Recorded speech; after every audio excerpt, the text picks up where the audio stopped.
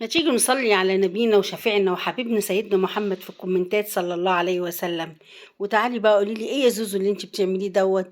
ده انا هعمل دقه يا قمر على طريقه امي وامك زمان وستي وستك زمان، ايام الزمن الجميل. الدقه اللي كنا بنعملها بنوى المشمش، حاجه كده بسم الله ما شاء الله قمر. بس هنزود عليها شويه حاجات، وهنعمل حاجه عظمه بجد. لو جربتيها ودقتيها هتعجبك جدا جدا.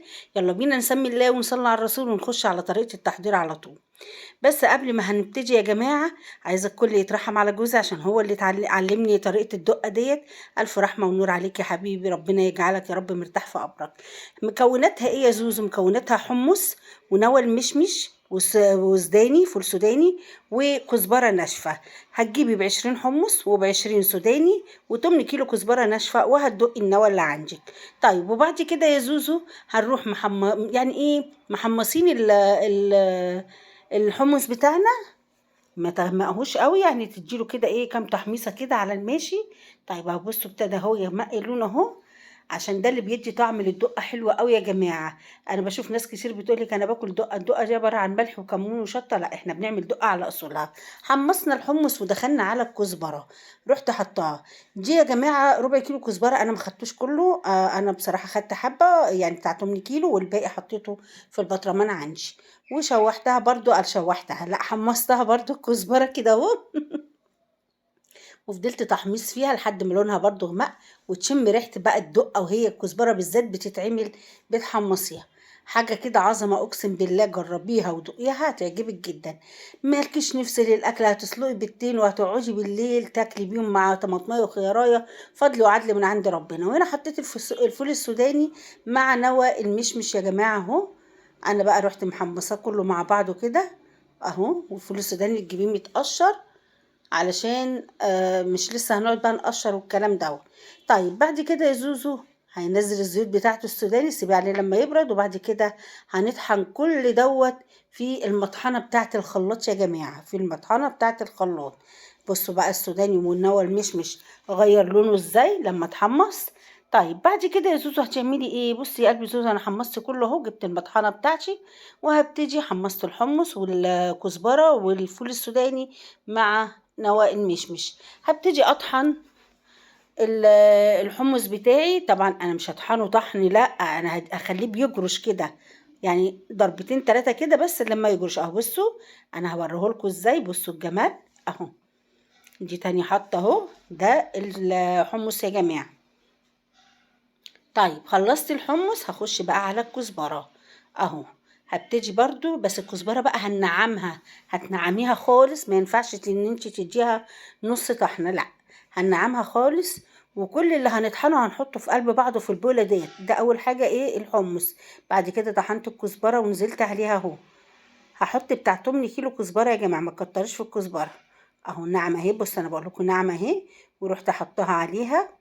وبعد كده هوت خلصت الكزبرة، انزل بقى في الفول السوداني ونوى المشمش، وكان بارد خالص، واروح برضو مدياله جرشة كده، مش عايزاه مطحون خالص. بصوا بصوا انتوا شايفين شكله عامل ازاي، بحيث وانتي بتاكلي اهو مجروش يا جماعة.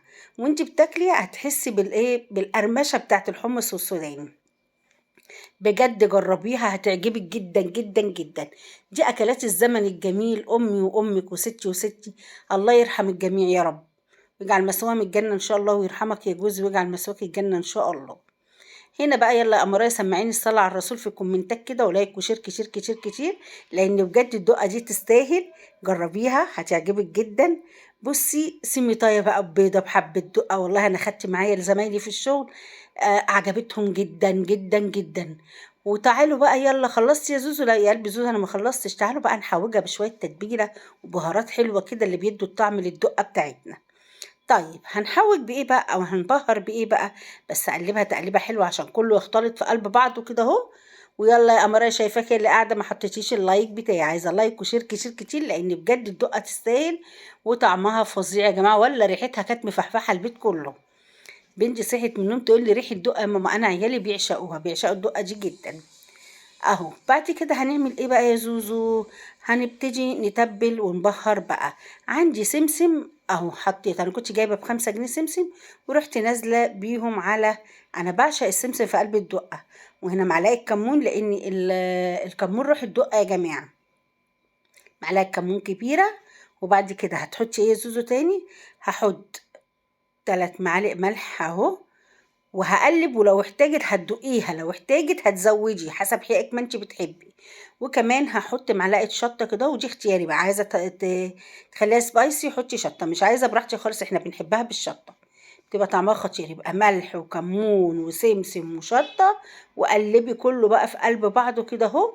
ودوقيها، حسيتي انها عايزه ملح زودي، لان هي لما هي هتبقى محتاجه، لان احنا لما بتبقى محتاجه ملح بنحط لها، لكن لما بتبقى حادقه مش هنعرف ندويها.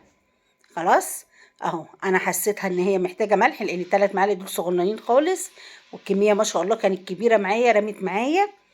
تقعد عندك بقى، بصي في اي وقت، الصبح ظهر، تجيبي سميطه بيضايه طماطمايه تاكلي بيها، بجد بتفتح النفس جدا. انا زودت معلقتين ملح يا جماعه، لان حسيت ان هي محتاجه ملح، كانت دلع جدا. وكده بقى احيائها في منتهى الجمال، بقت عظمه، طعمها خطير. انا بحب اكل فيها بالمعلقه كده، بتبقى تحفه بجد يا جماعه. والله العظيم لو عملتيها على طريق الزوزو هتعجبك جدا، وهتدعي لي دعوه حلوه من قلبك. بمناسبه الدعوه، كلنا يا جماعه ندعي لطلبه الثانويه العامه، ربنا ينجحهم ويكلل تعبهم بالنجاح ان شاء الله، ويفرح كل بيت عنده ثانويه عامه، ونسمع الزغاريت في كل بيت باذن الله. هنا بقى هجيب علبة واروح فاتحة كيسي كده اهو، كيس من بتوع التلاجة، وحطيه الدقة بتاعتك، عبيها بقى في قلب الكيس. حطهاش في العلبة على طول، لا في قلب الكيس، وتربطيه وتغطي العلبة. يبقى انت حفظتيها كده ايه صح. عايزة تحطيها في التلاجة حطيها، عايزة تحطيها خارج التلاجة براحتك خالص، ما بيجرالهاش اي حاجة. انا بصراحة حطها في المطبخ كده اهو. بصوا ما شاء الله، رميت معايا كمية حلوة حلوة يعني. بسم الله ما شاء الله، ألف هنا وشفا على اللي كان، وألف هنا وشفا على اللي هيعمل على طريق الزوزو وهياكل. واعمليها وهتدعي لي دعوة حلوة من قلبك أقسم بالله، لأن فعلا طعمها حكاية. عايزة تزوجي السمسم زوجي، عايزة تزوجي السوداني زوجي، عايزة تزوجي الحمص زوجي، دي براحتك انتي حسب إمكانياتك. بصي هي عملت معايا كيس حلو، ربطت الكيس الحلو بقى كده اهو، واروح جايبه غطا العلبه بتاعتي، واروح مغطياها اهو. بسم الله ما شاء الله، كده انا حفظتها حلوه قوي. وهنا بقى يا جماعه عايزه احلى لايك منك، لان فعلا الدقه كانت تستاهل، وطعمها جميل وخرافه. وحصريا على قناه زوزو، ما شفتش حد عمل طريقه الدقه دي خالص، اول مره هتشوفوها على قناه زوزو، بجد بجد حكايه وتحفه.